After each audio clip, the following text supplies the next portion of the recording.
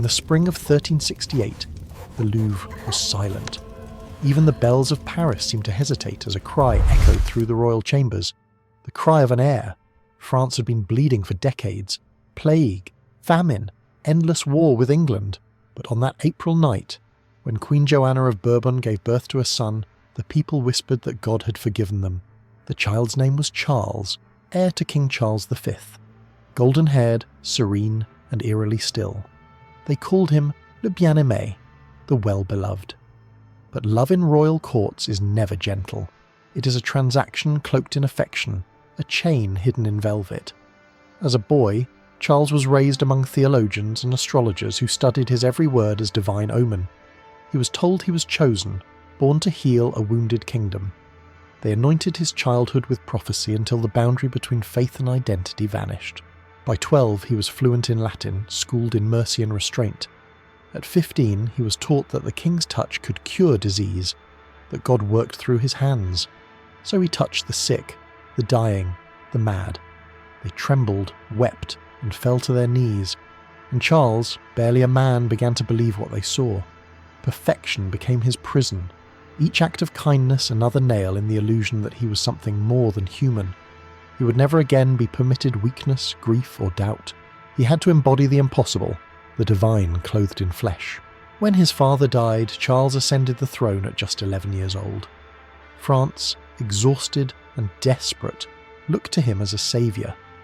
But the real power remained with his uncles, the Dukes of Burgundy, Berry and Anjou, who governed behind the curtain, feasting on the gold meant for soldiers and peasants.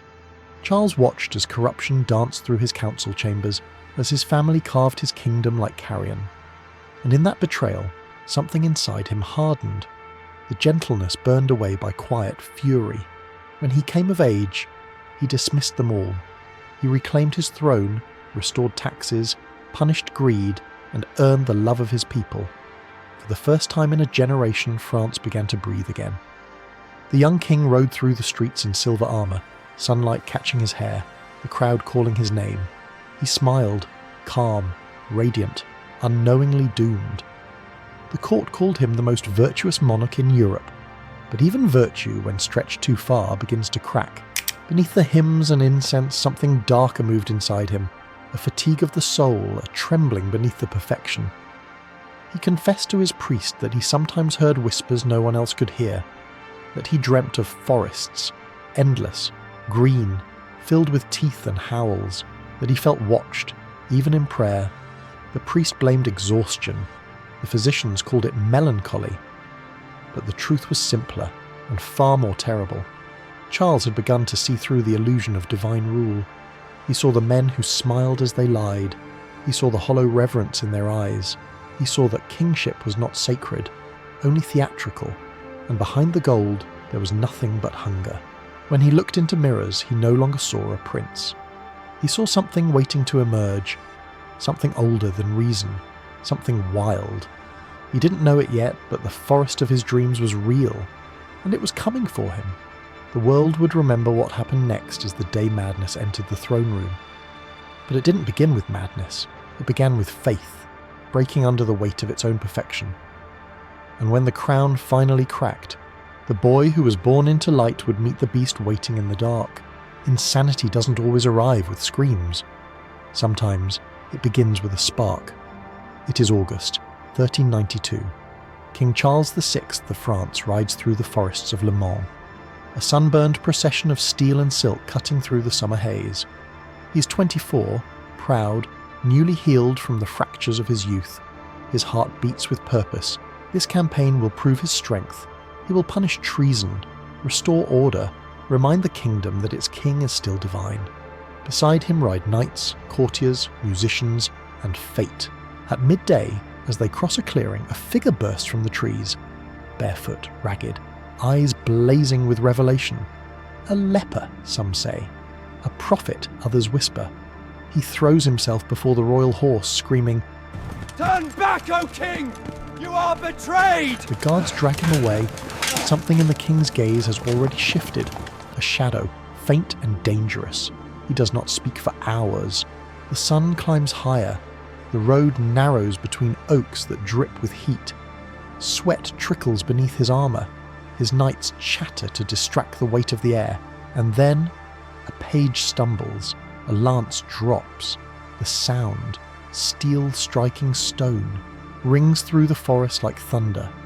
In that instant, Charles's body stiffens. He turns, eyes wide, unfocused. Then, without a word, he draws his sword. Traitors! The blade flashes, once, twice, a blur of silver and blood. His companions scream, duck, flee. He cuts through them as if through ghosts. The forest erupts in chaos. Horses rear, banners fall, and the air fills with the scent of sweat and iron.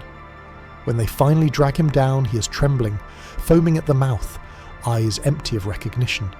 4 men lie bleeding in the dust, men who once called him brother. He collapses, whispering words no one understands.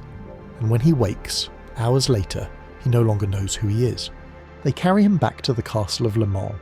He calls his attendants by strange names, as if they were strangers. He asks why they call him king. When told his title, he laughs softly, a sound too calm for madness. The physicians gather in panic. They bleed him. They chant psalms. They offer relics, mercury, and prayer. But the eyes that once shone with divine purpose are now mirrors of confusion. He does not sleep. He wanders the corridors at night, muttering, trembling, gnawing on food uncooked. Sometimes he drops to all fours, crawling through the dark, whispering to invisible wolves. He begs to be chained before the beast inside him wakes again. In Paris, word spreads faster than fire. The king has gone mad. Priests call it punishment. Astrologers blame the stars. But for those who stand closest to the throne, the sickness smells like opportunity. The Queen Isabeau of Bavaria steps forward, calm, calculating, terrified. Behind her, the great Dukes of Burgundy and Orléans begin their silent war for control of a throne that can no longer speak.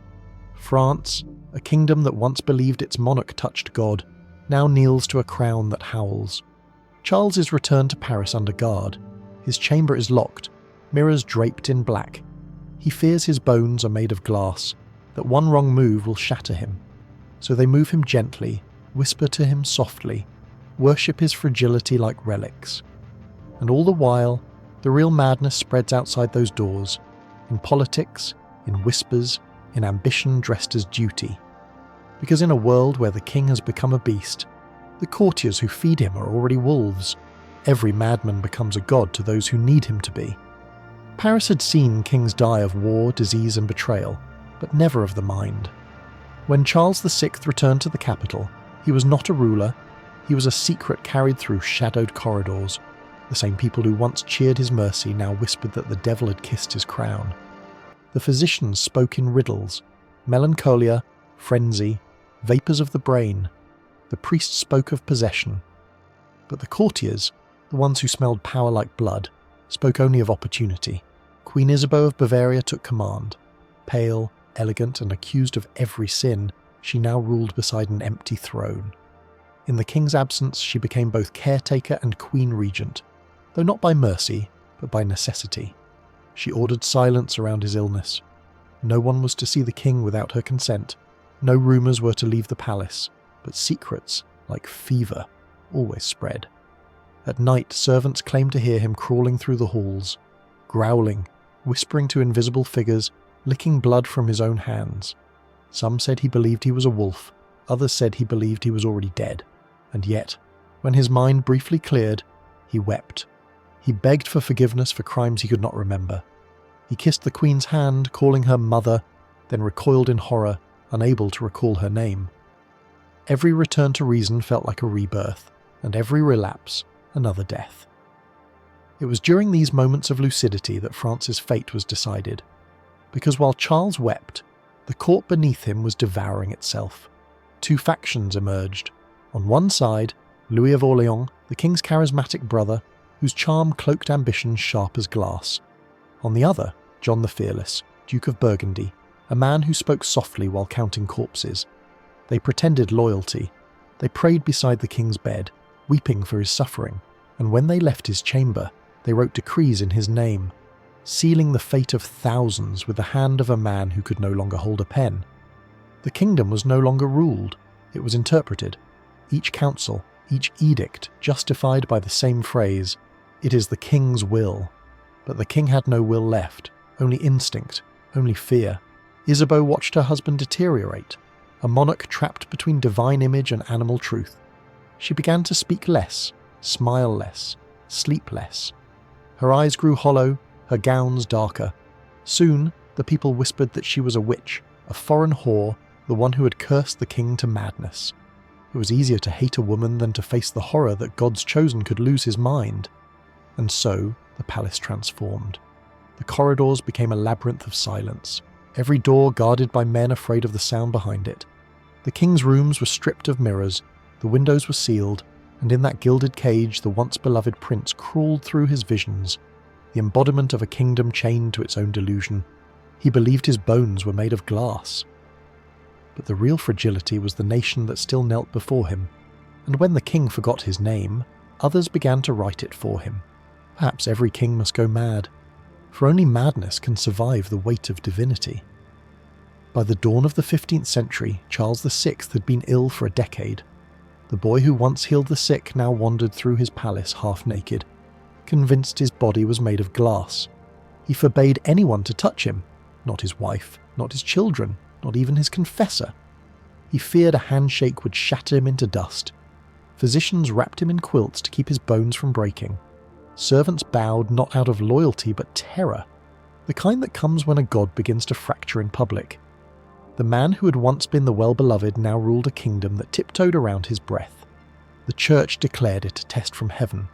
Physicians called it a disturbance of humours, but neither scripture nor science could explain the thing that stalked him from within.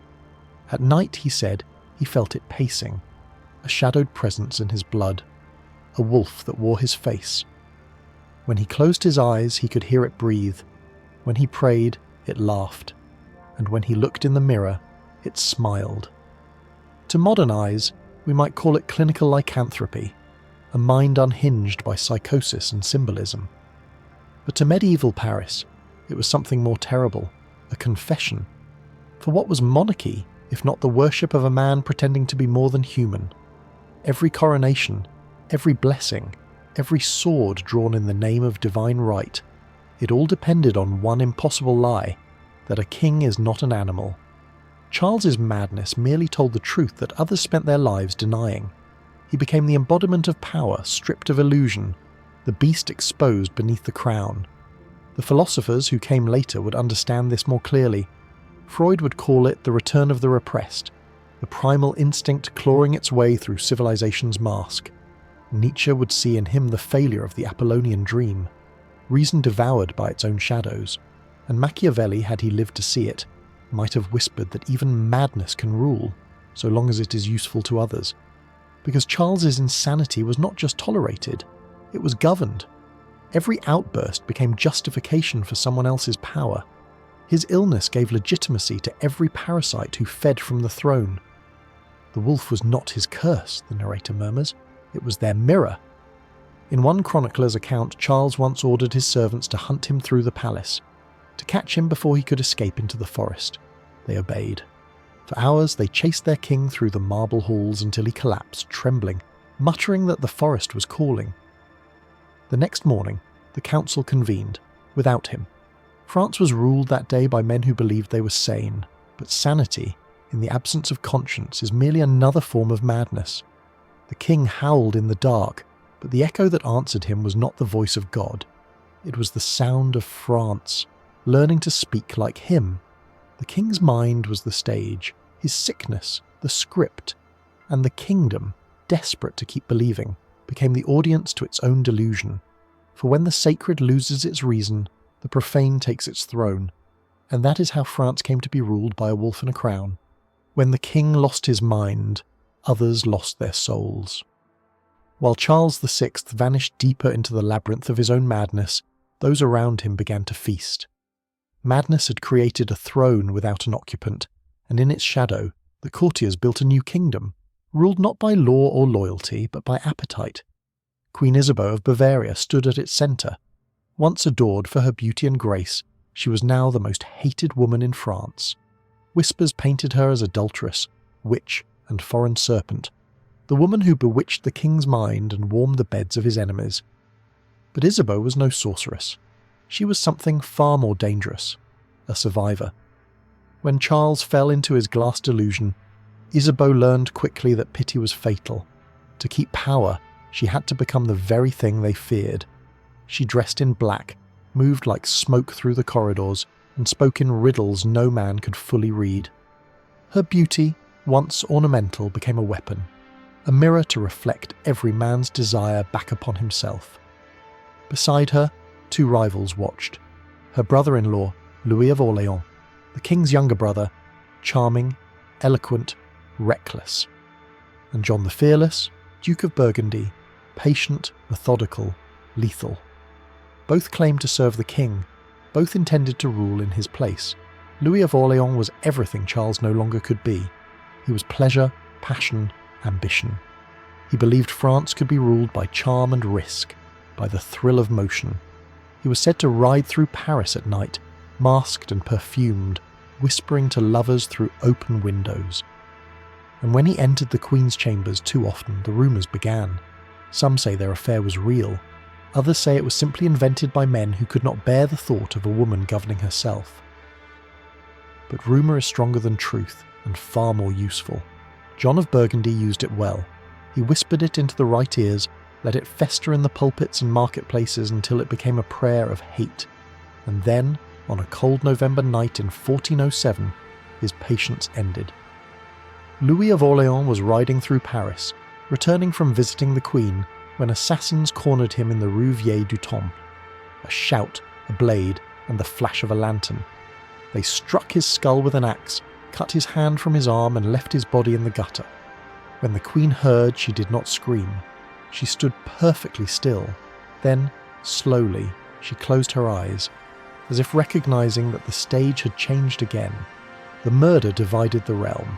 The Burgundians claimed righteousness, that Louis was a corrupter, that his death saved the kingdom from sin. The Armagnacs, loyal to the dead prince, swore vengeance. France split in two, and through the fracture poured foreign armies, old debts and new betrayals. And Charles, the king at the centre of it all, sat in his chamber, whispering apologies to a ghost. He had become the silent witness to his own dismemberment. The civil war that followed would last for decades, tearing families apart, cities burned in his name. The wolf that once hunted inside his mind now hunted across the entire kingdom. In the absence of reason, cruelty becomes the only form of order. The Queen retreated behind locked doors, surrounded by courtiers who bowed deeper than ever. Every act of obedience now carried the stench of survival. And somewhere, beyond the walls, France howled. The king's madness had infected the world. The court became a reflection of his mind, beautiful, frightened, and beyond salvation. They said he was glass, fragile, transparent, and hollow. By the year 1410, the king's madness had become ritual. Each morning the courtiers entered his chamber in silence. They bowed before a figure dressed in black, eyes vacant, lips moving in prayer to gods that did not exist. Charles VI had become both man and myth, a breathing relic of divine failure. He no longer spoke of governance or grace. He spoke only of light, mirrors, and blood. He believed the glass inside him was cracking. He feared that if he moved too quickly, his bones would splinter, and the shards of his body would pierce those he loved. And so, he moved slowly, a trembling spectre in a velvet tomb. The court obeyed. When he walked, they padded the floors with cloth. When he sat, they built chairs of feather and silk. When he spoke, they held their breath, waiting for the words that never came. They had turned their king into a relic of their own superstition, a fragile god to justify their cruelty. And yet, there were moments, brief, unbearable moments, when the glass cleared and the man beneath returned. He would look at his wife and ask for their children. He would ask if the wars were over. He would ask if the people still prayed for him, and when silence answered, he would whisper, "Then I am already dead." The Queen no longer prayed. Her face was a mask of stillness, her hands bloodless. She ruled through regents, contracts, and fear, a widow whose husband still breathed. Outside the palace, the civil war devoured France. Armagnacs and Burgundians, each claiming to serve the same broken crown. And from across the Channel, England watched, waiting. The 100 Years' War, once dormant, would soon awaken again, fed by France's madness. Inside the Louvre, the king's chamber had become a chapel of delusion. He ordered all mirrors removed, even polished metal. He could not bear to see his reflection.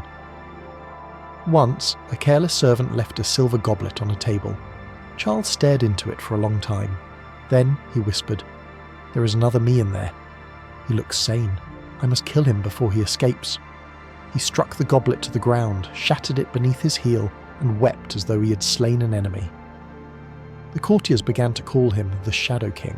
He ruled nothing, he commanded no one. But his silence filled the palace more completely than any voice. His presence was a warning that power built on divinity can rot from within until all that remains is performance, and his illness, once feared, had become normal. They bowed to his absence, toasted his madness, and called it tradition. Outside, France burned. Inside, its king stared into a mirror that no longer showed his face. The beast had grown quiet, the narrator murmurs, not because it was gone, but because it had learned to wear the crown. And through the broken glass of his mind, a kingdom stared back, seeing not its saviour but its own reflection. He died the way he lived, unseen, unheard, misunderstood. By 1422, 30 years had passed since the fire in the forest first split the mind of a king. France, once the most powerful realm in Christendom, now lay in pieces, ravaged by civil war and foreign invasion. The crown of the lilies, once a symbol of divine order, had become a relic of divine punishment. And at the heart of this ruin sat Charles VI, aged beyond recognition. His once golden hair now grey and matted, his teeth blackened, his body trembling under layers of cloth. He no longer spoke of wolves or glass. The madness had burned itself out, leaving only ash and silence. The Queen had withdrawn years before. The palace was hollow. The courtiers spoke softly as if afraid to wake something sleeping beneath the floor. Outside, the English occupied Paris. The Treaty of Troyes had named Henry V of England heir to the French throne, disinheriting the king's own son, the future Charles VII. The king's seal was still used to sign decrees, but the hand that once held it no longer remembered what power felt like. He was now a symbol, a ghost still sitting upright so that France might pretend its heart continued to beat. In his final months, Charles was rarely conscious. When he woke, he asked to hear music, soft, sacred, without words. He said he could still hear the forests of his youth in his dreams, the whisper of leaves, the rustle of hooves, the growl beneath the hymn. One night he asked a priest whether beasts have souls. The priest hesitated. Charles smiled. Then perhaps I am saved after all. When death finally came, it was quiet. The attendants found him seated upright in bed, eyes open, a small wooden cross between his hands. The window beside him had been left ajar. The night air moved his hair like the breath of something unseen. They said he died whispering a name, though none could agree on which. Was it Christ? Was it France? Or was it the name of the beast that had kept him alive when faith could not? No one ever knew. His body was carried to Saint-Denis, the necropolis of kings. The people who once adored him now watched in silence. Some wept, others crossed themselves, and a few laughed bitterly, for the wolf was dead, but the forest remained. Within months, the same courtiers who had feared him now invoked his memory to justify new wars, new crowns, new delusions. The madness of one man had simply become the system of the many. They called him Charles the Mad, but perhaps he was the only one who saw the truth, that beneath every crown lies the same hunger, to devour, to be devoured, to rule, and to rot. He believed he was a wolf, and he was right.